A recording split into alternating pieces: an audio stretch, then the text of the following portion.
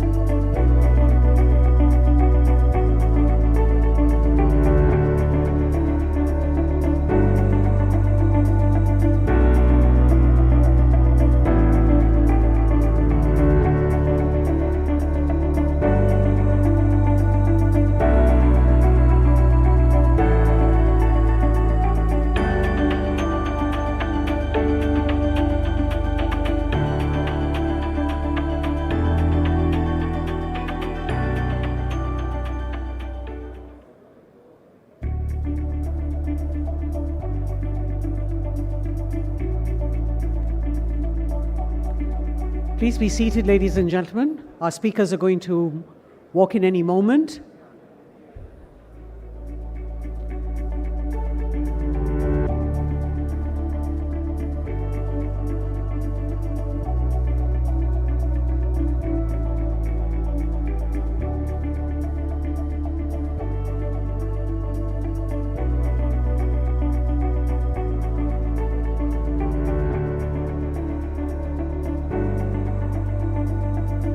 Ladies and gentlemen, our panelists are Mr. Mauro Bellini, Chairman of the Board of Directors Marco Polo SA in Brazil, Mr. John Moore, Chief Executive Officer Bloomberg New Energy Finance UK, Mr. Sajan Aswani, Chief Executive Tolaram Corporation Private Limited, Singapore, Mr. Andrew Mould, Chief Regional Integration and AFTA United Nations Economic Commission for Africa, Rwanda, Mr. Azim Karimji, Managing Director, Food and Beverages Cluster, Karimji Group of Companies, and Managing Director, Quality Beverages in Mauritius. And all of them will be in conversation with Mr. Sunil Bharti Mittal, Chairman of the Bharti Enterprises, India. Ladies and gentlemen, please be seated. Mr. Mittal, it's over to you.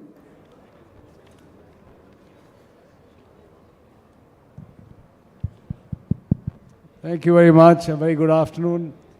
I'm delighted to initiate the session on Africa economic integration, a council which I've had the pleasure of chairing this year, a task which I took upon myself with great enthusiasm, having worked in now sub-Saharan Africa in nearly 16 countries for a long period of time. It has been 13 years that I have actively not only engaged with Africa, but invested very serious amounts of money in the digital connectivity in these countries in Africa. When I was asked by Chandra to pick up an item in the B20 agenda, I was very attracted towards the Africa economic integration part of the work for mainly two reasons. One, of course, as I mentioned about my involvement, but secondly and most importantly, our Prime Minister's vision of making a seminal contribution as the President of G20 towards Africa. As you know, our Prime Minister has been vocally talking about including African Union as a permanent member of G20, upgrading its status from an invitee. And that's just not seeking a membership for an important organ in Africa, but signaling that Africa is one of the most important and perhaps in some sense neglected region of the world, which has enormous opportunities and needs to be brought into the mainstream, and importantly, its voice must be heard in the grouping of G20. I am very hopeful that in the coming weeks, and not too long from now, around the 9th or 10th, when the declaration for G20 will be made, I think AU should be finding a place in the list of G20.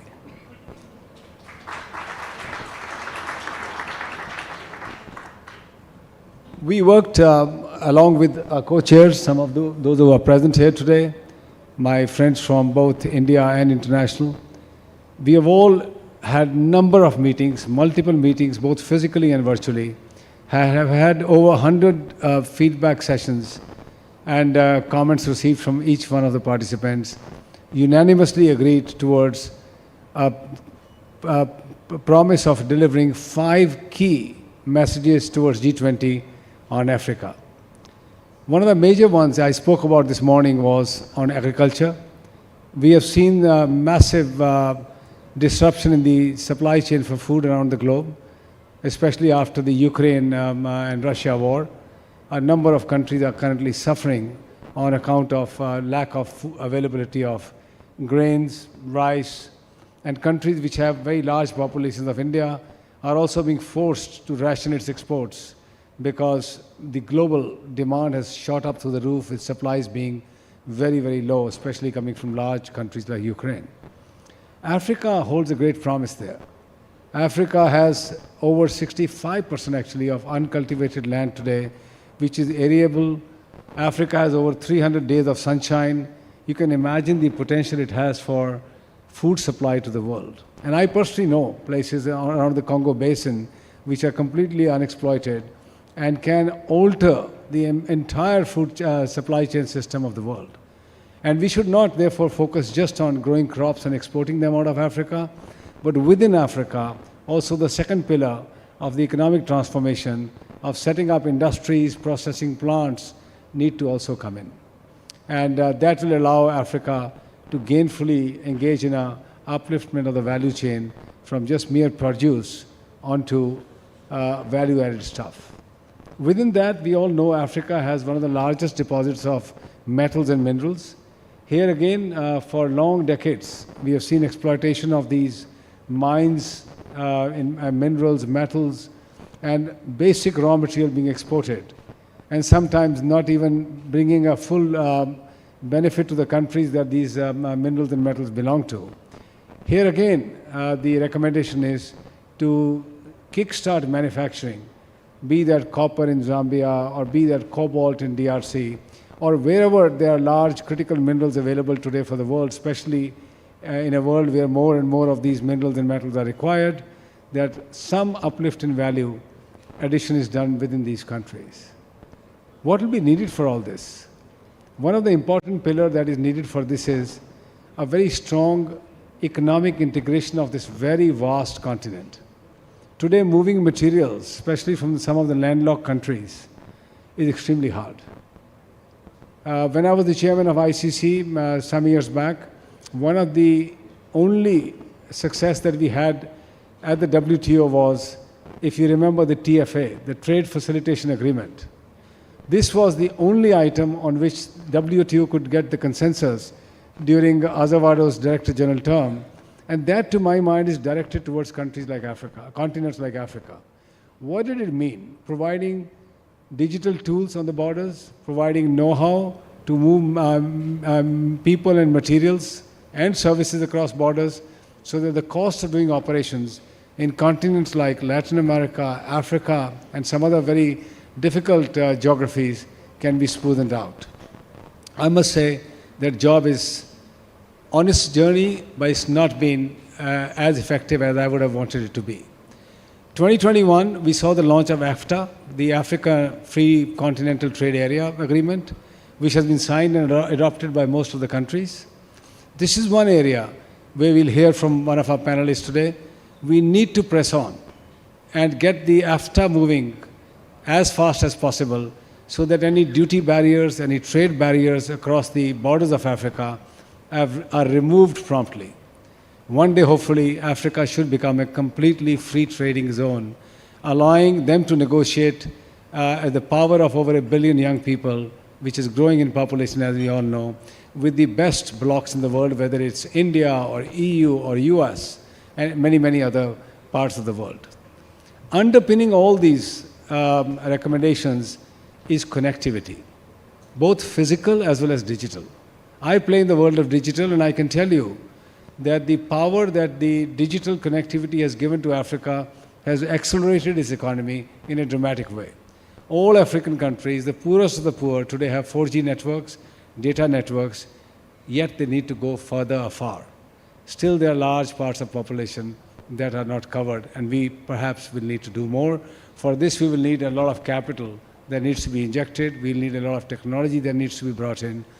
Madam Finance Minister just now spoke about India's digital public infrastructure that has been created, which is on tap available to all the countries in the world, and to my mind, most suitable for countries in Africa, which can, with very low cost, in a frugal way, deploy these wonderful digital tools for the benefit of its society. The other is, of course, the massive physical connectivity of roads, ports, trains, airline connections, which of course requires time and a lot of money. So all these will be required to be put into play. US in last October called for a summit of African leaders. 56 heads of states were in the White House. $55 billion has been committed by the US government towards Africa in the next 3 years. Similarly, UK, EU, and of course we all know China has been making big investments into Africa. But importantly, India, which has had very deep and historic linkages with Africa, are now stepping up to ensure that we go back into Africa in a bigger way. More and more Indian companies are going into these African nations, setting up shops, setting up services, and trying to upskill, uplift the economic activities in these countries. Not taking any more time, knowing fully well that we will be slightly short of our allocated time, and we need to finish by 4:30. I am very honored and encouraged to introduce our panel here today. We have Mauro Bellini, who will make the first opening comments, followed by John Moore, followed by Mr. Aswani, Andrew Mould, and last but not the least, Mr. Karimji from Mauritius. So with that, may I hand over the floor to Mauro, please. Thank you, Mr. Chair. Thanks to the organizer of this event. By the way, let's start with a side comment here. We have a Brazilian that will organize the B20 next year. We are already worried, concerned about this event because India has definitely raised the bar of the quality of the event. So thank you very much. First of all, I would like to tell a little bit about my 10 cents worth curriculum vitae to justify what the hell is the Brazilian guy doing in the middle of this panel about Africa and India. Basically, I work in a company that's Marco Polo that produces luxury coaches and buses, and do manufacturing mainly in Brazil. It's found in Brazil, but has been working in Africa since the 80s. In South Africa, for 20 years ago, we started to manufacturing buses there. So, and I'm a kind of walk the talk. I live in sunny South Africa for about 10 years. Marco Polo installed a factory there in the province of Limpopo, now Polokwane. If there are some South Africans in the audience, they will know what I'm talking about. There you go. And so we really work at this country, travel extensively at the country, And so I want to leave one message here. Initially, I was thinking, why African economic integration is positive for us? Why we should do that in our business? Perhaps should it be because we want to be good people for the African countries, for the African continent, for the African people, a kind of be altruistic and do good things for the people there. That's a reason for doing business in Africa. Or should we do that, have Africa integrate into the economy because it's good for the business, really? It's a potential market that we can really do very good business there.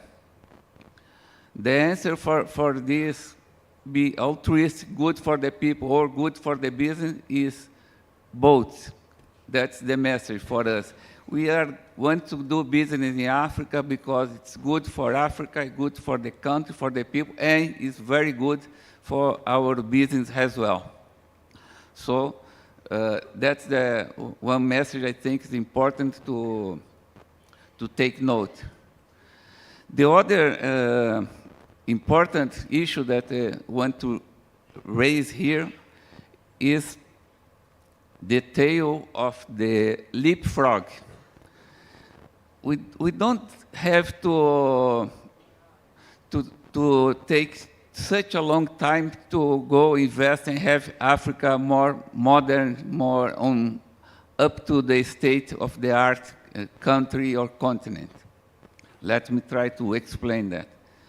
When I arrived in Africa, the telecommunication, the telephone communication was basically on landlines all over the world. A modern city with a good communication would have poles, telephone lines, landlines all over the world, all over the place. So after that, when it started getting more modern, came the mobile phone. So we start to develop mobile 2G, 3G, 4G, 5G. When I got to Africa, a lot of countries didn't have the landlines. So somebody would think, well, till they get to the mobile phone will take a long time. But no, it's not true, it's false. We can really have a mindset of a leapfrog. To go modern, it doesn't need to go from landlines, poles, not like that. We can just straight leapfrog and have the towers, telecommunication, and have the continent already on state-of-the-art technology. That's the mindset that I believe we should have to improve the Africa and have it already into the economic global agenda. Thank you. Thank you, Mauro. I look forward to hearing from John. John is Chief Executive Officer at Bloomberg New Energy Finance. Love to hear from you. Thank you, Sanil, and thank you, B20, for putting on such a great event. So one of the things we do is we spent 20 years tracking the energy transition. We're an economic research house, part of Bloomberg, and there's been some amazing things happen in the clean technology space over the last 20 years. Dramatic decreases in costs in solar, wind, lithium-ion batteries. And our forecasts for the investment that's going to go into the energy transition in the next 30 years or so is nearly 200 trillion if we're going to get near to net zero.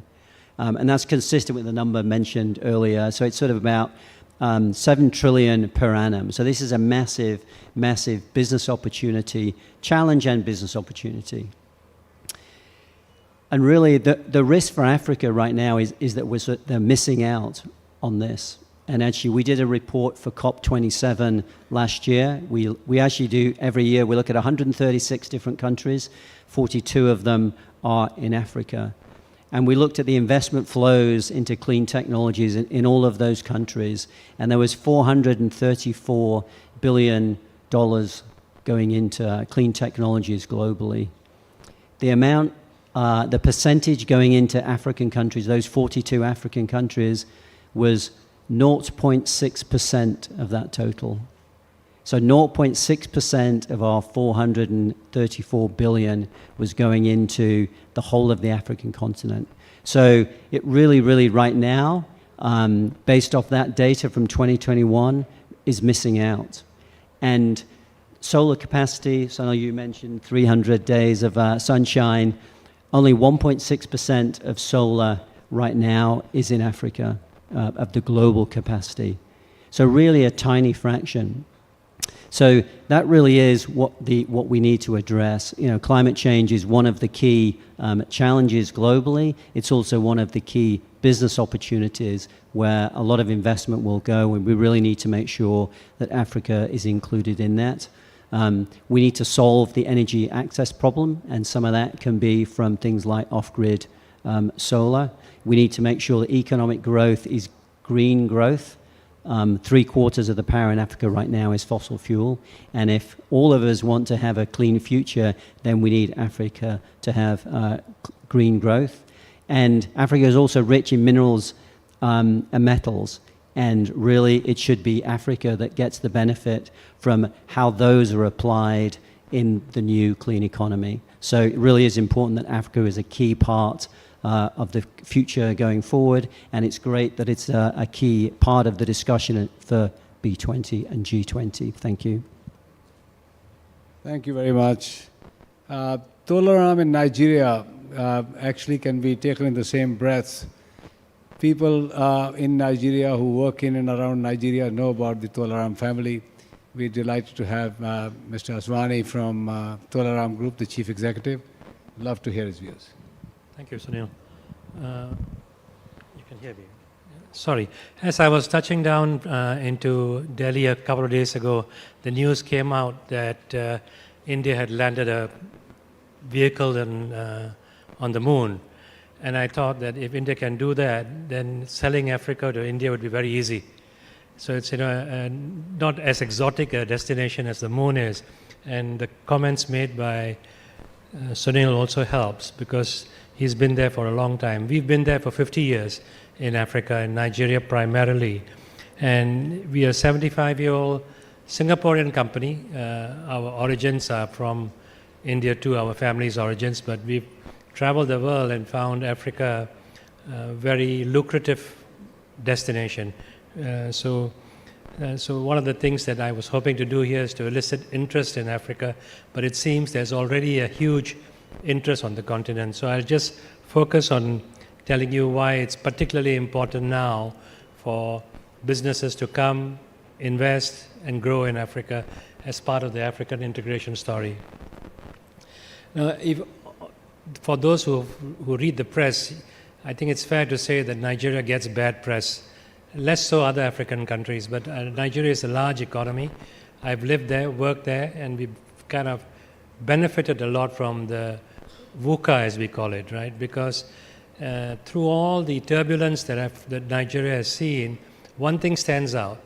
The thing that stands out about Africa and Nigeria particularly is the resilience of the people. And despite very hard times, harrowing periods, we could always make a living there. And that's why I believe in the continent. The other thing that I would say as part of my sort of pitch on Nigeria is the fact that many businesses from here, Bajaj, TVS, Airtel, Indian origin businesses, Olam, have all made good business in Nigeria. And I think that the bad press, I'm not saying ignore it, but I'm saying also look at the good stories that come out of the continent. Now we've, as sort of, one of my kind of objectives is also to kind of give you a sense that we've developed a free zone in Lagos, and we're trying to make it as easy as possible for people to come, invest, and grow their businesses. This free zone has a deep sea port, which we have developed, and we have succeeded, at least so far, in attracting a range of international investors. CMA CGM from France, Colgate and Kellogg's from USA, Arla from Denmark, BASF from Germany, Indofood from Indonesia, China Harbour from China. So there's already traction, and I can see that there's a strong appetite here too to understand and invest in Africa, and I encourage it. So the African integration story is here and now. We want it to succeed as part of our purpose as well as a family business, which is creating possibilities across generations. So really one takeaway from me in my sort of short speech is that there's 1 billion people there who are looking for new ideas, innovative investments and business. So I encourage all of you to think about it. Thank you, Sajan. May I now invite Mr. Andrew Mould, who's the Chief of Regional Integration and AFTA at the UN Economic Commission for Africa in Rwanda. Yeah, thank you very much. Yes, I just wanted to start by saying, the United Nations Economic Commission for Africa, ever since its founding back in 1958, has really been dedicated to helping African countries achieve a higher degree of integration and cooperation. At the time of independence, in the Ghana being the first country in 1957 and then quickly followed by other countries in the early 60s, at the time of independence, intra-African trade was less than 5% of total trade. Over the subsequent years, we've seen it climb now to around 15%, which is still low by international standards. But actually, you'll find for your average African country, intra-African trade is already very, very important. But at the Economic Commission for Africa, we've been supporting a lot the African Continental Free Trade Area. I believe the name African Continental Free Trade Area in some senses is a misnomer. It's not really about a free trade area, it's about creating a continental market. It's actually a lot more ambitious. So there are ambitions to move quickly towards a customs union, for example. It's about harmonization of standards. It's about harmonization of investment rules. There are protocols on competition. So it's really to increase the amount of economic ties generally amongst African countries, because we feel that this is one of the things that handicaps Africa vis-à-vis other parts of the world. And actually, I just have one slide I wanted to show you. There's the silhouette you can see of India, and there's Africa. And I think just looking at the picture there, you can appreciate the one important difference. No, the two economic entities, the subcontinent of India and Africa, have similar populations, 1.4 billion people. They've also enjoyed periods of strong growth over the last 2 or 3 decades. Actually, India in per capita terms 30 years ago was poorer than the African average. The one fundamental difference is India is a unified market, even more so since the GST in 2017. Whereas in Africa, we're talking about a continent which is divided up amongst 55 countries. And that really creates a competitive weakness on the part of Africa in a global economy which is dominated by blocs like the European Union, China, India, United States. So there's a real feeling that this is a unique opportunity for the continent to scale up its economic activity. Now, I don't know whether it's pertinent now just to talk about the stage of the AFCFTA. It was signed in 2018 in Kigali by 44 African AU member states. It's now signed up by 54 of the 55, and we have ratifications for 47 countries. And in principle, the Continental Free Trade Area should have gone into operation 1st of January in 2021. It's taken a bit more time to actually see trade being traded under AFCFTA rules. However, we're hopeful that over the next year or two, there's going to be a real focus on respecting the tariff schedules and reducing the barriers to imports from other African countries. And this will see a vast pickup, we believe, in intra-African trade. colleagues have done simulation work which suggests that intra-African trade could increase by 50% under the agreement. So things will not change immediately. People are being a little bit impatient, expecting results from the agreement. By standards of other agreements of this type, if you look at the European Union, they took 12 years to get to a customs union, but then to get to a single unified market, that was more than 3 decades, the single market program of the European Union. Africa's actually been achieving things very quickly in terms of negotiating. And of course, we had the delays with the pandemic. But at the Economic Commission for Africa, we're very hopeful that things will start to see real trading very shortly under this historic agreement. Thank you very much. I think that's very heartening to note that the AFCFTA will probably deliver on its promise faster than the world is hoping or expecting. So it'll be very nice to see this particular agreement come into play. It has a lot of potential for Africa as a continent which is freely trading and moving goods and services around. Last speaker for today is Mr. Karimji. Mauritius is a beautiful island, part of Africa, yet not fully sort of seen as an African nation. It's seen as a more independent, important investment destination.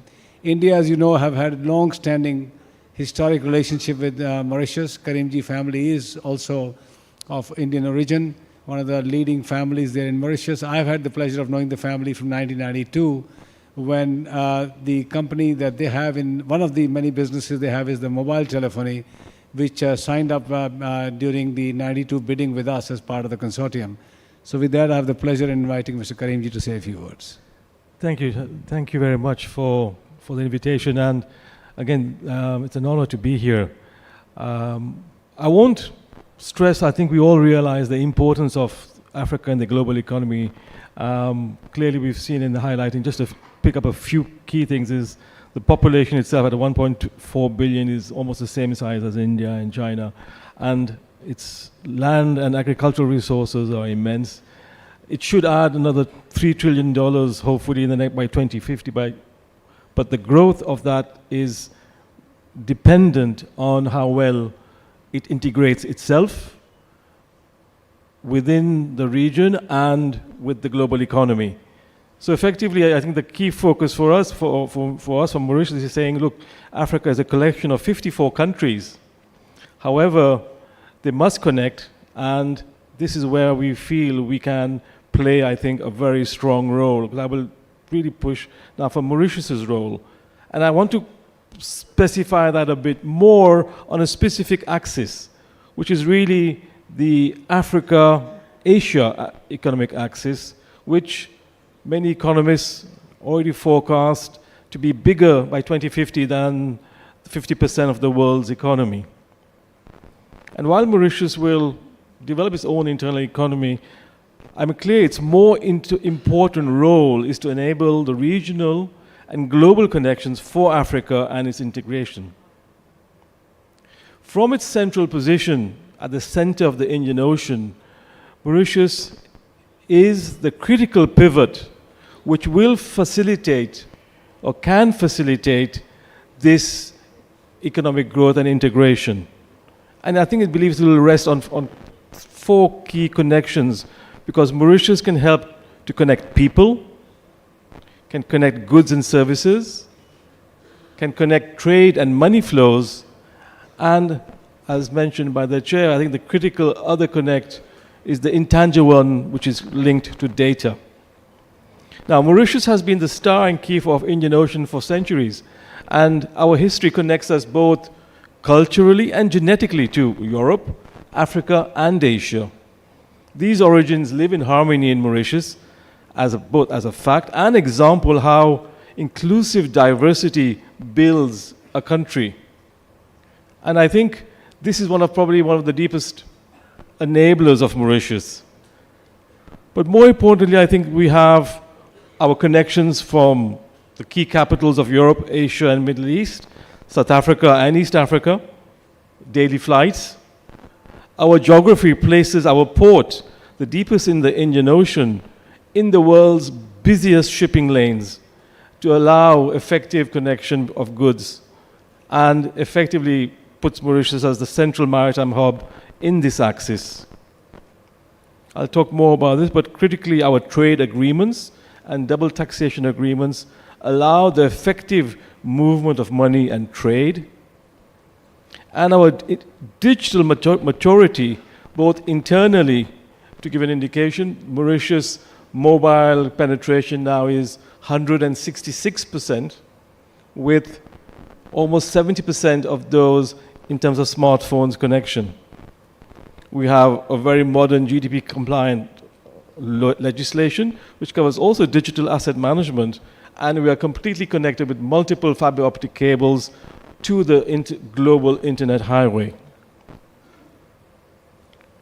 What this has allowed us to do, and I think for us one of the biggest achievements we've made, is through our International Financial Center. Just to give you a few facts, our FDI stock is now in excess of $500 billion. Of this, some 270 billion is in India, but more interestingly, 82 billion is in Africa.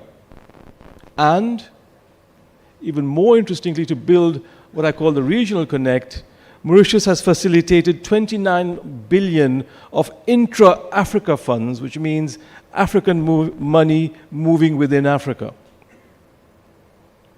This achievement has been achieved also because Mauritius, as per The Economist, a full democracy, and has been so for the last 50 years.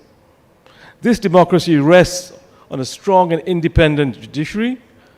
Ultimately, the Court of Appeal actually is the Privy Council in the UK, and with its mixture of hybrid of English common law and French civil code, together with 2 courts on alternate dispute resolution, which cover both ICC rules and PCA rules, ensures actually that those investments of both money and other investments suffer the same legal protection as if they were made in London or Paris, but within an African jurisdiction. Over and above the double taxation agreements, Mauritius is critically a member to most of the global... request you for a wind-up, please. Sorry? To wind up, please. Okay. So basically, we are connected to Africa through the SADC and COMESA connections, and even now a unique India SEPCA, which connects Mauritius to India as well. Overall, Mauritius is your central pivot for moving more than just goods and services, but whether it's regional headquarters, financial centers, and even data centers. I'll cut it short now from that. Thank you. Thank you. You've been able to pitch Mauritius very well in this audience, I'm sure. Lots of people could look at that as an investment destination for Africa. We are really short on time. I would have loved to invite a lot of questions from the audience. I'll just have one question and we'll end with that. And perhaps that may speak for some of the people here, especially business leaders. And I'll direct that to Mr. Aswani here. Africa has huge potential. We all are aware of it. It's the next frontier of growth. It is the last bastion where businesses will be built and created, and probably large amount of wealth in the hands of shareholders be created as well. A lot of people ask me, how do you work in Africa? How do you manage security there? Is it not too dangerous going out there? I think this question can be best answered by Mr. Aswani here. Nigeria is the largest population, also considered to be one of the most difficult from outside countries to work in. What will be your message be today to all those who are here for this Africa session? When they make big investments, they commit large capital, both financial and human, what should make them feel confident that they will not have problems in Africa?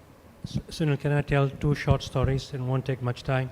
But the first one was when I was interviewing for people to come and work in Nigeria, because a lot of our talent come from India, and you have huge talent here. And one of the girls I interviewed, I asked her, said, listen, you're competent, but would you come to Nigeria? Are you sure? And she said, sir, are you kidding? I live in Delhi. That was her answer. And it stunned me that she thought that Lagos was safer than Delhi. So the security bid is overblown.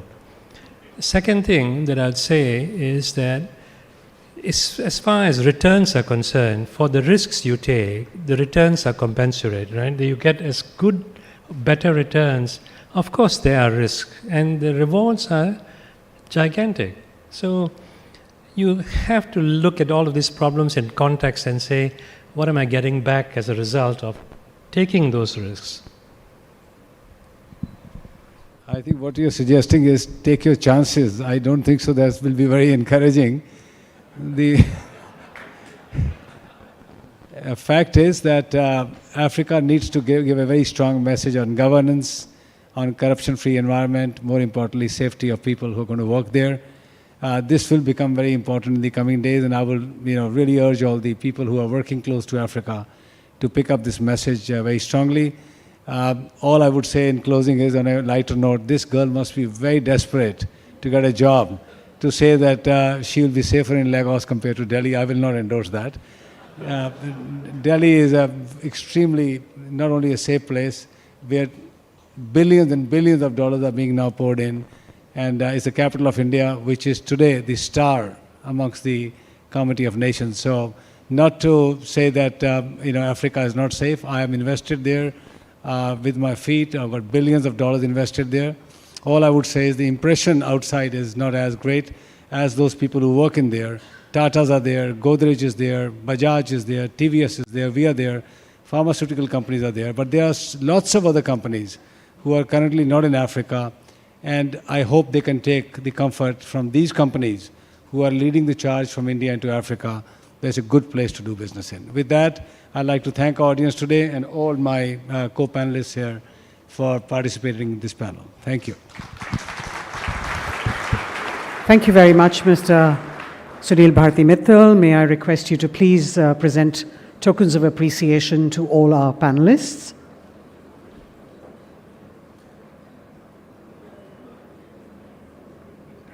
Ladies and gentlemen, please be seated. We're going into another session after this with the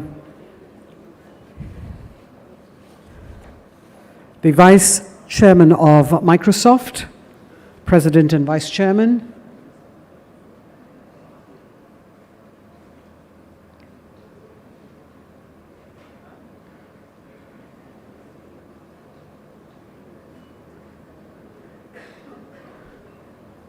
And if I could request all of you gentlemen to please come into the center and in front for a group photograph.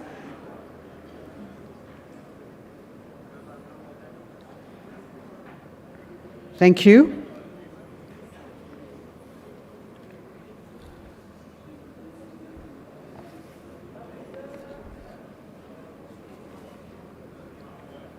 Thank you very much. We're moving now to plenary session 5 on preparing the world to address global cybersecurity risks. The rapid rise of technologies like AI, machine learning, and deep learning has greatly expanded the realm of cyber threats, with increasingly sophisticated